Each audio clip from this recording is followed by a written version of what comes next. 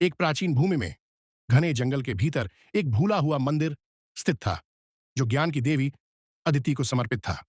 किंवदंतियां कहती थीं कि इस मंदिर के भीतर एक दिव्य कुंजी छुपी हुई है, जो ब्रह्मांड के रहस्यों को खोल सकती है।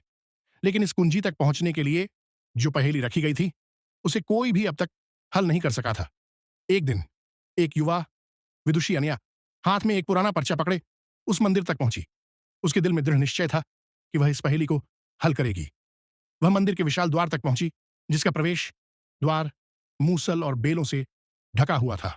उसने मंदिर के अंदर प्रवेश किया, जहां एक विशाल पत्थर का द्वार खड़ा था, जो जटिल चित्रों और प्रतीकों से सुसज्जित था।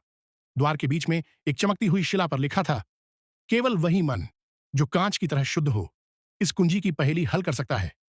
अनया ने ध्यान से द्वार को देखा और पढ़ा, 3 आंखें पर कभी नहीं देखती, 2 हाथ फिर भी छूते नहीं, हजारों चेहरे पर कोई भी असली नहीं। यह क्या है? वह गहरी सोच में डूब गई और घंटों तक पहेली को हल करने की कोशिश करती रही, लेकिन कोई हल नहीं मिला।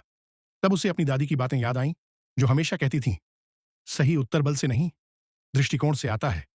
अनया ने अपने मन को शांत किया और ध्यान में बैठी। कुछ समय बाद एक विचार उसके मन में आया, 3 आंखें, एक दर्पण, 2 हाथ, एक घड़ी, चेहरे जैसे प्रतिबिंब। हाँ, ये तो दर्पण है। वह उत्साहित होकर खड़ी हुई और धीरे धीरे अपनी हाथों से द्वार को छुआ। जैसे ही उसने पहेली का सही उत्तर कहा, पत्थर के चित्र और प्रतीक चमकने लगे और धीरे धीरे द्वार खुलने लगा। अंदर एक और कक्ष था, जिसमें दिव्य कुंजी रखी थी, जो सुनहरे और चांदी के मिश्रण से बनी हुई थी और हल्की सी चमक रही थी। अनया ने वह कुंजी अपने हाथों में ली और महसूस किया कि यह कुंजी केवल बाहरी खजाना नहीं, बल्कि ज्ञान, धैर्य और स्पष्टता की यात्रा का परिणाम है। उसने सोचा, सबसे कठिन पहेलियां बल से नहीं, बल्कि सही दृष्टिकोण से हल होती हैं। कभी कभी उत्तर चुप्पी और शांति में